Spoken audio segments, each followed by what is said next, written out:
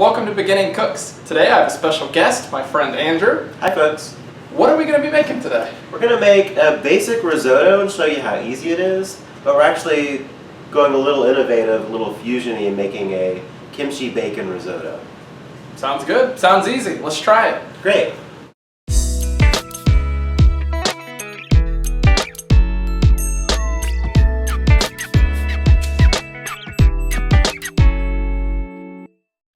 So I really want to promote the idea that a risotto is super easy. And with the basic recipe, you can just kind of add whatever produce or pantry items you have on hand that you want to get rid of. You can be innovative. I like making a beet risotto, or mushrooms are super common and easy to do. But today, because I had kimchi and bacon lying around, I thought, well, that's a pretty good combo. Something I've made before, and I kind of like the sinfulness of combining kimchi and cheese together. So we're going to dice up some kimchi, put it in the oven with just a few pads of butter to kind of mellow out the kimchi notes. If you don't know, kimchi is a fermented Korean cabbage, basically like a Korean sauerkraut, or actually it might be more fair to say that sauerkraut is a Korean cabbage, Korean fermentation. So yeah, just dice up the kimchi kind of fine. It's about 3/4 of a cup of kimchi. Anywhere between half a cup and a full cup is probably fine. We're going to throw it in a glass dish that's oven appropriate and just put a few pads of butter in. 20-25 minutes at 350 will do it and kind of mellow out the kimchi notes. Preheat your oven to 350 degrees. So I'm going to take about a tablespoon of butter, cut it up pretty fine, and then just put it in here, kind of intermingle it with the kimchi, get a little buttery, and again, this will just kind of mellow out the kimchi notes and make it a little smoother to incorporate into the risotto. So yeah, 20-25 minutes will do.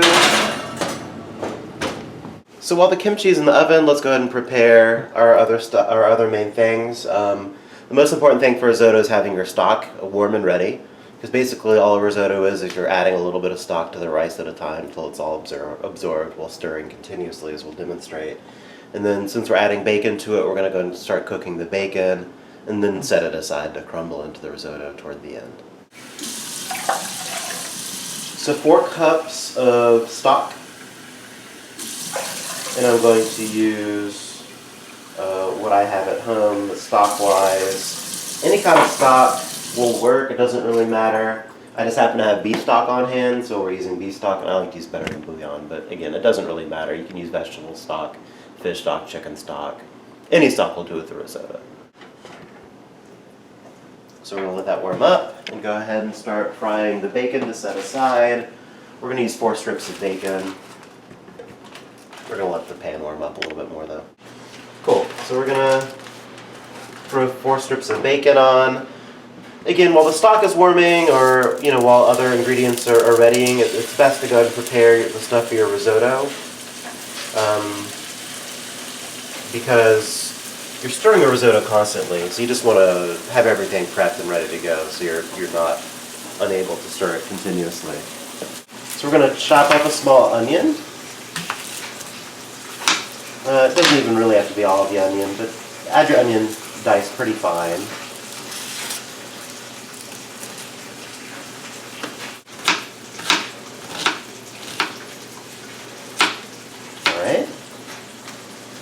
Then we're going to go ahead and measure out a 1.5 cups of Arborio rice. And Arborio is your typical risotto rice. It's a very short-grained rice. So again, 1.5 cups of that to go with our 4 cups of stock. 1 cup. We'll call that 1.5 cups, or a little bit short. Actually, my friend Casey has Arborio rice on hand, so damn straight. We will, in fact, round out our 1.5 cups of Arborio, and we're good to go. And then a tablespoon of butter, and a tablespoon or 2 of Parmesan cheese that we'll stir at the end. And we'll go ahead and have it on hand to toss in at the end. So here's our tablespoon of butter. and then a couple tablespoons of Parmesan cheese. Alright, our bacon is good to go, so we're just going to place it on a paper towel, set it aside. Again, we'll crumble this at the end, so we'll just cast it away. Let it cool off in the meantime. Alright, our stock pot is near a boil and I'm feeling impatient, so we'll go ahead and add our stock base. So it's about a teaspoon per cup of water. A teaspoon of broth per cup of water. Alright, so I'll add 2 tablespoons of oil. Let that warm up for a little bit before adding our onion. So we'll add our 1 small onion, and then we'll just keep stirring until the onion is translucent. 5 minutes or so. Okay, so we want our onion translucent but not yet brown. So we're there. First step after that is we're going to add our Arborio rice. Let it until it's coated in the oil and starting to get a little bit toasty. About 1 or 2 minutes is all. Okay, so our rice is toasted and coated in oil, so we're going to add a half cup of wine. We're going to just call what I have left a half a cup. Probably a bit less. The wine is mostly absorbed, again about a minute or 2. And this is it. This is the basic technique of a risotto.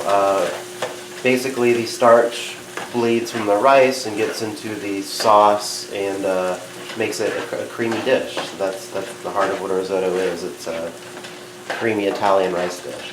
So now, again, this is the most fundamental part of risotto. We're going to start adding our warm stock, about half a cup at a time, so that's 2 ladles full or thereabouts. And that's the basic step. Again, very important to have warm stock so it doesn't slow down the cook of the rice. And to stir, not necessarily fast, but constantly at a medium pace, just to beat the rice up and get the starch into the liquids to make it a creamy dish. And then until the liquid is just about all absorbed, you just keep adding the stock, again, half a cup at a time.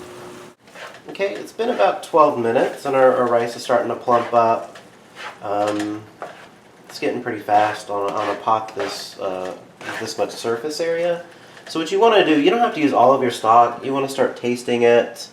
You want your rice to be kind of firm, kind of al dente, have a bit of tooth to it. We're almost there, so we're probably not going to end up using all of our stock, maybe just a little bit more to get it there. So our kimchi's out of the oven now that we're almost toward the end of adding all the stock. We'll go ahead and stir in our kimchi. It is, or whatever ingredient you use. Again, this is just kind of the basic risotto recipe. And we'll crumble in our bacon. Probably just stir in a little bit more stock and then we're done. So the rice is at a consistency that I like. It's not all the way soft. It's still got a little bit of bite to it, a little bit al dente, I guess. I don't know if you call rice al dente, but a little bit of tooth to it. You want to keep it just a little bit soupy. Take it off the heat, and then stir in the last little bit, which is the butter and the Parmesan, to give it just even more of a creamy finish. And then we're there. We'll salt and pepper to taste. We'll garnish it with green onions or greens. In this case, we'll use seaweed, and then we're done. So yeah, we're almost there. It's a little gummier than I would have liked, but I'm sure it's still delicious. This should be a little soupier, but waiting for it to cool off, it firmed up a tad. It's true. All right, let it cool off a little bit and try some. That's really good. I think it's very creamy. I love the seaweed we put on top, that Andrew put on top. It's got some spice to it that's really nice. Super simple to make, so please, try this at home. If you like this video, please subscribe. You can do it.